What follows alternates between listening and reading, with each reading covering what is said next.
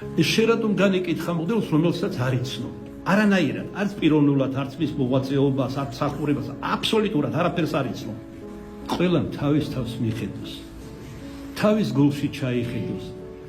განიცადოს საკუთარი შეცდომები. სხვაზე კი არ იყვიროს, თუ შეცდომებში ნახავს. ხელი დააფაროს. აი ეს არის სიყვარული.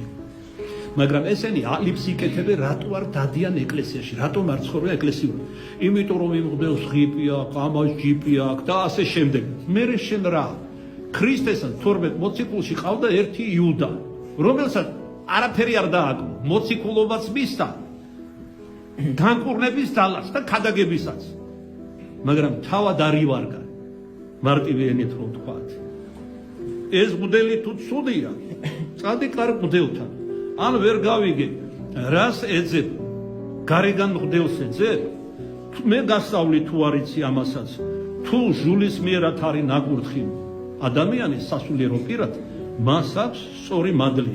იმ შენს კარგ მღვდელთან შედარებითაც და სახელგანთქმულთანაც. ერთნაირი მადლია, ოღონდ რა ხდება? ვინც წმინდა და სინანული ცხოვრობს სასულიერო პირებიდან, მას მადლი უმრავლდება და აი ეს მადლი იზიდავს და იტაცებს ხალხს, რომ ასეთი მღვდელი რაიონში და სოფელში გადაუყანე და ხალხი აქ დედაქალაქიდან იქ იწყებს სიარულს. რატო რა დაილია ეკლესია? იმიტომ რომ მასში დაინახეს ქრისტე, მასში დაინახეს ცოცხალი რწმენა, მასში დაინახეს თავმდაბლობა, დაინახეს ესე იგი ის რაც უნდა აქონდეს და კონდეს და ამყოფდეს მოძღვარს.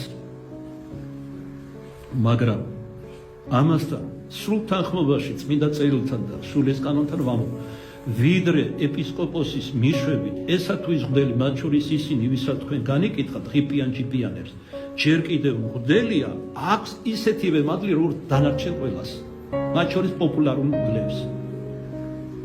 და მეც გეტყვი წმინდა მამებიდან, პოპულარული მღვდლის ხონება უფრო ძნელია, იმიტომ რომ თქვენ ენაზე რო თქვა, შეიძლება თავშიც აუვარდეს და დაბრმავდეს და დაიღუპოს მზვალობრობით. და აი თქვენ რომ დასწინით და ტირაჟირებას აკეთებთ ეს ინტერნეტში, ამ ქსელშიც, ის კი შეიძლება სინანულში ჩავარდეს.